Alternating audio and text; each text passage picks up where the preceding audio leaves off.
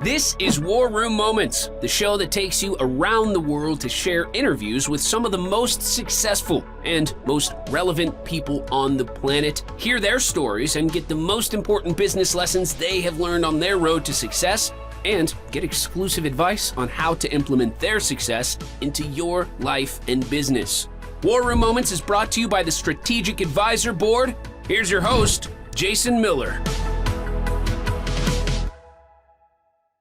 Hey, welcome to today's episode of War Room Moment. Today I have Kyle Clark from Heart2Heart Coffee on with us today. Hey, welcome to the show, Kyle. And why don't you introduce yourself and tell us what your superpowers are? Yeah, sure. So one, thanks for having me. I appreciate it. And really happy to be here. So as you said, my name's Kyle Clark. I own, Heart2Heart Coffee is really my baby, right? It's a 100% profit to charity organization. Really love it. And we'll get into that in a little bit. But, I'd say my superpower would probably be understanding, right? Understanding and listening where people are in their life and understanding their situation and not judging them off of that, which that leads to building communities and just collaborations. But yeah, understanding, I would say, would be mine. Yeah, nice. That's a pretty good one to have, actually. We could use a little bit more of that in today's time, right? I think. Yeah, I know. People are all so fast to jump to judge people, but we don't take the time to understand where they're coming from. Right. And I mean, granted, I think my wife taught me that more than anyone else, but it's definitely something that I've adopted and absolutely love. So yeah. Or we don't look in the mirror enough ourselves sometimes, right? And do that self-reflection. Yep, I agree. Yeah. Understanding your weaknesses is invaluable. Yes, it is, for sure. Well, great. So I'd really love to have, because Heart2Heart Coffee sounds like such a heartful company, right? And I'd love to have the discussion around charity. We have obviously done quite a bit of research with charity and small business and all this kind of stuff, right? And an interesting statistic is, it may be a little different now, but this is what it was at the time, was 80% of charitable donations come from small businesses. And small businesses are the backbone of America. I mean, they just are. So, what do you see from your end of, working with charities and so on and so forth, the impacts that you guys are doing? So I think that statistic is, if it is outdated, it's not outdated by much. So it's pretty close to that, if it's not that currently. But for us, what I often find challenging in the charity world, right, is, so there's something called a CRM, right, a cause related marketing.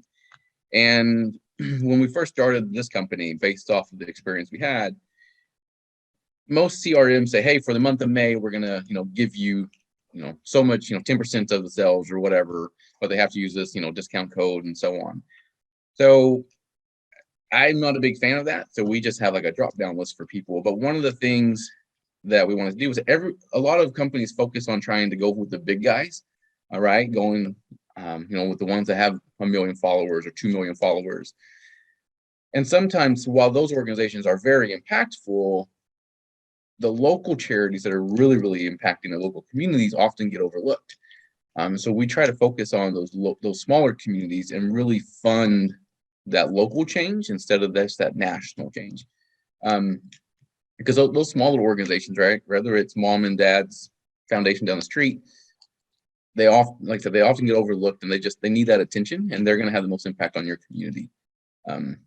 But yeah, that small business though, and really the donors and individuals, those are the huge donors to those organizations, and they're the reasons why those organizations are doing the impact they are, not the mega corporations usually. But yeah, and it's interesting because it's almost like all the stuff that's happened in the last couple of years has just like been very disruptive and all these things, right? But it's almost like, I mean, this is a pretty big statement to say, but I'll say it because nobody else ever wants to, is we kind of became unhuman, right? A little bit.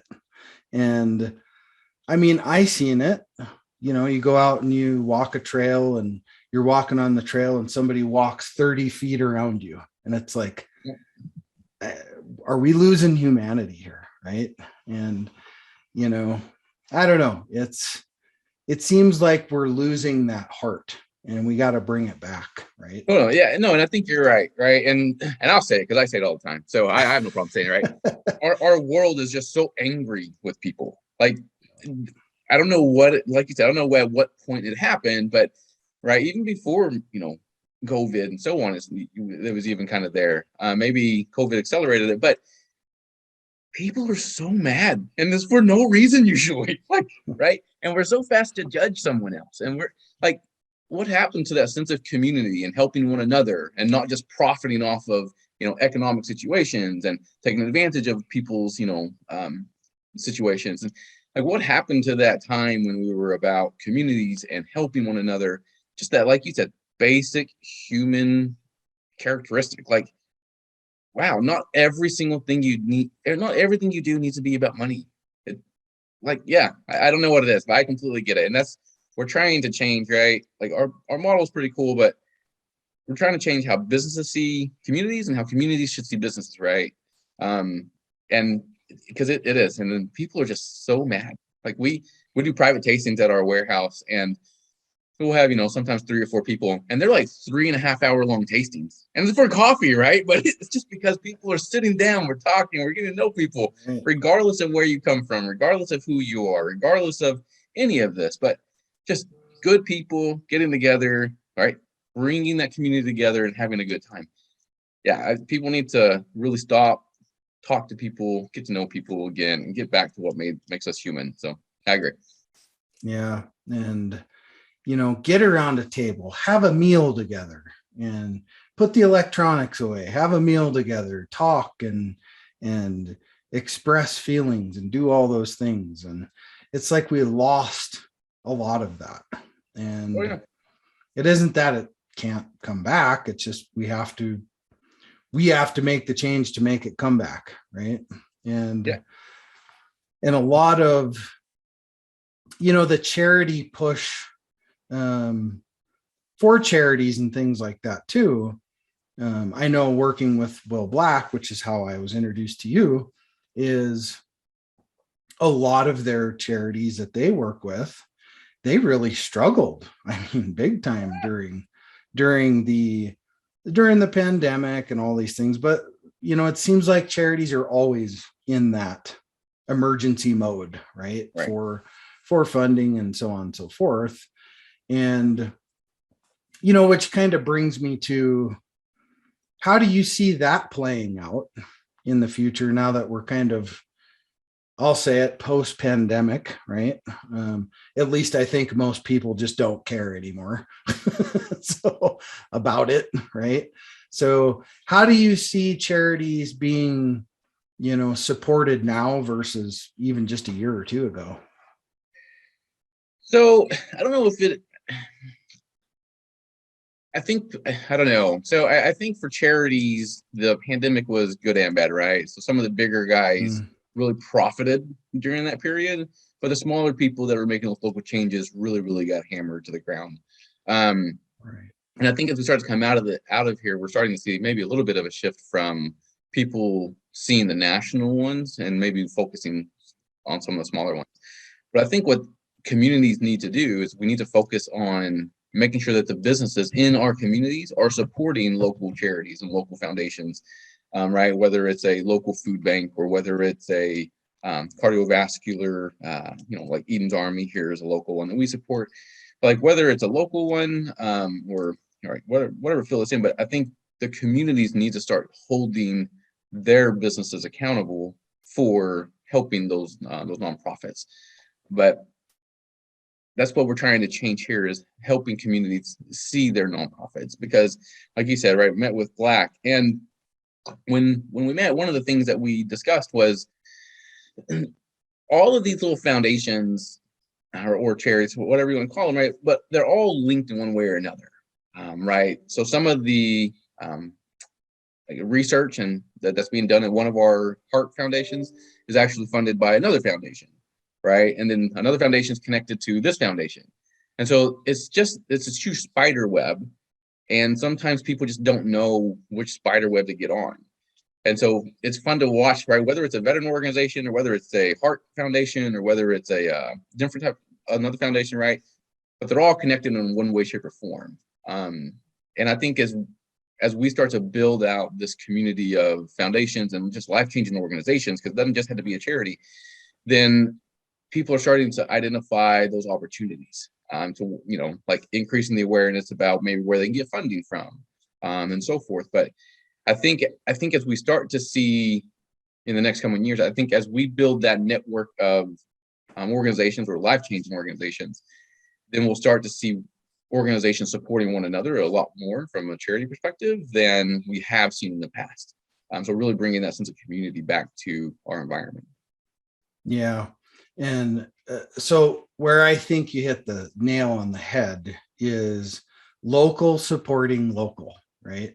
Because if you support local, then it starts to spread. Local, then, or city, then county, then state, then on and on and on. And, the big corporations, right? They're always going to support something, right? But that's not the backbone of America, right? It's just not. And so, like, what I get from this really is, if you're a local business owner, you're listening to this, find 2 or 3 local charity organizations that you can support and start there, right? Start there and support your own local community. And number one, that gives you a sense of pride in your own local community itself. And guess what? When you support local, it all comes back around, right? I mean, we go to local stores and shop. We don't shop at the chains. It's more expensive, but guess what? That's supporting local, right? And I think we all could do a lot better at that at times, instead of going to the, big W's and T's, and I won't say them. The big places to go grocery shopping and all that kind of stuff, right? We could do a lot better just supporting our local businesses, and then that way they can support our charities a lot better, right? So it's that's the takeaway, right? From that perspective, for sure. Well, hey, I like to kind of ask this question, and that is, all of us are business owners at the end of the day, and part of this podcast is to help the younger generation be able to grow and scale their companies without taking all the arrows in the back, right? Like most of us had to do. So what's a business struggle you've been through, and how did you navigate through it and overcome it, that you could go back to your younger self and go, hey, you're going to have this struggle? For the coffee side, the hardest part for us was the messaging of giving money away. It is surprisingly very difficult to give money away. Like it is hard, and I know, and I know why, and I'll tell you in a minute. But it is so difficult to get people to accept that you're just going to give money away. Like it's so difficult. I mean, I spent 3 months with one organization, and they just back and forth and just could not grasp that we're just going to help you because we're just going to help you, right? It's extremely difficult to give money away. It's harder to give money away than it is to ask for money, which is crazy. And we overcame that by not requiring organizations to sign like a large, 40 or 60 page contract, right? Mm-hmm. So we made it very basic, went back to the basics of business and said, okay, right, doing the right thing for the right reasons. Let's structure it so that every organization is not contractually obligated to do something, but in it for a good purpose. So we rewrote our, we call it an agreement, right? It's really an awareness paper. And it says, basically, here's what we're going to do for you. Here's what we want you to do for us. And then the third section is really any party can terminate at any point in time. It doesn't matter. And so we just restructured it so that it was not a traditional CRM. And versus most CRMs right now are, they're like, oh, hey, for the month of May, we'll do it. But then after the month of May, basically that charity that just supported you for the whole month of May is pretty much screwed, right? So we do a 5% across the board for everything. And then at the end of the year, right, the reason why we can say we are 100% profit to charity, and this goes to that messaging we were having a problem with, right, is because at the end of the year, we take all of that profit and we divide it upon all of our foundations. So we empower the buyer, and we make sure that the buyer understands that we're empowering them. Whatever charity they choose, it'll go to that charity. But then we also had to ensure that we message correctly on how we can be 100% profit to charity and what that means. And then once we learned how to message that correctly, organizations were a lot more, likely and excited to come on board and start being a part of, of the mission and the plan. But yeah, giving money away and trying to message that you're just going to give it away that was hard. So yeah, that's amazing. Actually, I would have never thought that, but I guess right. Well, and that like, I mean, it's crazy because every organization, in fact, I just talked to a veteran organization a couple of days ago, and she was like, yeah, I was wondering how you can be 100% profit to charity. I'm like, all right, so let's explain how this works. And so laid it out, right? So somebody goes to the website, or a business even goes to the website, right? Whatever order it is, that purchaser or customer, right? They selected, and 5% of their purchase period goes to whatever organization they want. Then at the end of the year, any profit left over, which is usually a decent amount, we divide that upon our foundations and give that to them as well. So it's always more than 5%, but never less than 5%. But it's it's an interesting thing, because then people just, the first few, it was hard for them to wrap their head around, a for-profit company designed to just give back. And that's a sad thing to say, right? Like, that's extremely sad.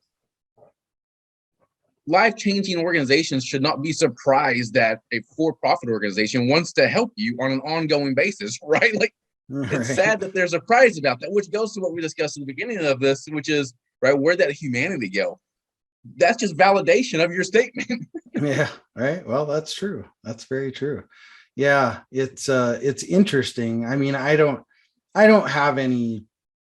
own a charity personally or anything like that, but we give a lot of money away as a company, like you guys do, and every year, and support veteran foundations and so on and so forth, because 50% of our company is veteran owned. So half of our team are veterans, 5 out of the 10 of us. So, we're pretty passionate about that. Well, that's interesting. And, so hopefully that's not a continued problem for you. Yeah, no, it's definitely getting more, it's getting easier and easier. The first couple 4 to 5 were, I think, a little iffy at first, because they didn't believe it. And I mean, now we have to have a vetting process and things to make sure, right? So we always like review people's 990 filings and stuff to make sure that they're, doing the work that they should be doing. And so it's definitely getting better, which is great, because that means that the communities around us are starting to change their perspective of, how they see business. And that's wonderful. It's awesome to see that. But yeah, for sure. Well, hey, kind of wrapping things up here, I like to ask this question. If you could pick someone to be here with us today, dead, alive, friend, family, mentor, whatever the case may be, and you had a burning question you could have asked today, what would that question be, and who would have you chosen to come on the show? So for me, it would be, if you ever go to the website, you'll meet Sydney, my daughter, right? The one that had heart surgery when she was 3 days old. And so I would have Sydney here. Sydney is awesome. I mean, I love everyone in general, but Sydney's just amazing. She's very candid. I think we as adults can learn a lot from kids, right? Because they're not biased, they're loving, they're caring, like everything that we taught our kids to learn how to do. And I'm sure we were all taught that as well. At what point did some of us lose that, right? So, and the question I would ask her would be, why do we have the coffee company? And sometimes, it's because oh, well, she wants to go roast coffee. Or sometimes it's, oh, it's, we help people, or, oh, or we do this. But her rawness is usually an eye opener for me, right? Because if she says the right thing, that means that I'm doing my job correctly, right? That means that she sees the coffee company as something that's helping people instead of making money, right? Like that's never what I want to hear come out of her mouth when I ask that question.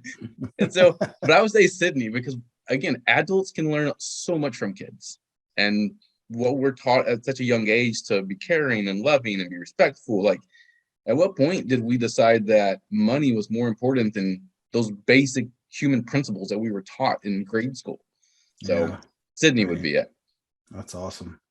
Yeah, kids don't have filters, and that's the nice thing about it. I know I have a 3-year-old and a 5-year-old, and my 5-year-old, he could just well be 15, because now with all the technology, right? They catch you, and they'll be like, Dad, that's incorrect. Right. Yeah. Like, what was it? Yesterday I had my phone. So I usually turn all of our technology off after about 4:30. And then yesterday they got home and I had my phone in my hand, and Sydney was like, why do you get your phone? You need to put it away. I'm like, it's hard to tell them no, right? Because they're not wrong. Like, right, yeah. Like, it's kind of, yeah. I mean, it's kind of like if you end up cussing and then they're like, oh, right. Yeah, you should feel bad as an adult because like your kid's correcting you and not the other way around. But yeah, that rawness is just amazing. It's like, it's your rule, not mine. Right. Yeah, she's literally reinforcing your rule, and you can't get mad at that. Dude, then you should rethink how you acted. But man. Sydney, man, we can learn so much from kids. If we would just take 20-30 minutes out of our day, just literally leave everything alone, spend some time with your kids or any kids, and just get to just learn from them. And I think our world will be better in general. But yeah, for sure. Well, hey, how do people come order coffee from you to give to your organization? Where do we find you? Yeah, so if you just go to Heart and then the number 2 and the Heart and then coffee.com, so Heart number 2 heartcoffee.com, then if nothing else, at least go learn about us and learn our story. But if you end up purchasing coffee, that's amazing. All you do is we have a matching quiz to match you against your perfect coffee, and it's right. You can do that, or you can just go to the coffee page, select whatever coffee you want, add it to your cart. Right. If it's a one-time purchase, again, right, minimum of 5% to any organization you choose. If it's a membership, we'll give for the life of your membership every month or however often it renews. But basically, you go select coffee, put it in the cart, just like anything else. Go to your cart, and at checkout, it's literally just a drop-down list, and it has a bunch of these organizations that we work with, right? And you just select the one that you want to learn about or the one that you want to support, and we support them. You can learn about all of them on our page. But yeah, if you don't do anything else, at least just learn about the story, because that's what it's all about, is just getting people to stop, right? Learn about helping other people, and then it's great. But just to plug it in there, we also are the freshest coffee roasting company in the world when it comes to our business to customers. So the reason for that is, so most coffee companies, right, they'll roast our coffee, or they'll buy their coffee from a roaster, right? They'll grind it up, they bag it, they put it on the shelf, it sits on the shelf for 2, 3, 4, 5+ weeks. Well, coffee grounds are really only optimal for the first 2 weeks after they're ground. Beans are good for about for a few months. And for us, when we roast, we only bag whole bean, and we have special bags that we bag it in. But then when someone goes to the website and if you order grounds, then we actually grind the same day that we ship. And so, oh my gosh, like, in fact, one of our fulfillment managers yesterday went and dropped off a small box too, right? A small box. And the postmaster was asking her, did you spill coffee on yourself? She's like looking at him like, what are you talking about? She's like, smell it. Yeah, she's like, whack job, stop asking me weird questions, right? And so he's like, well, did you, he's like, did you do this? And she's like, no. And she's like, why are you asking me this? So she asks, And he's like, well, it's because I smell coffee. She's like, oh, yeah, it's in this box. We just ground it up. That's why. And he's like, oh, okay. And she was just like, but yeah, it's awesome. Like, we drop it off. And I mean, yeah. So by the time you get it, it's insane. But yeah, if you go to heartcoffee.com and just at least learn about the story, that would be awesome. But yeah, you also will not be disappointed. So awesome. Well, Kyle, thanks for taking the time out of your busy day to be here. We're all busy, got a million irons in the fire, and I know you are too. So you taking the time to be here, we appreciate it for sure. Yeah, no, of course, brother. All right, man. Yeah. I thanks for having us, and we look forward to doing more downstream. Awesome. Well, hey, thanks guys for watching this episode of War Room Moments. Remember, dream it, believe it, achieve it. Jason Miller, your podcast host, signing off. Thanks for listening to War Room Moments with your host, Jason Miller. Please leave your feedback and visit strategicadvisorboard.com to get the latest and greatest business advisement on the planet. Follow us on social media for updates, and we'll see you on the next episode.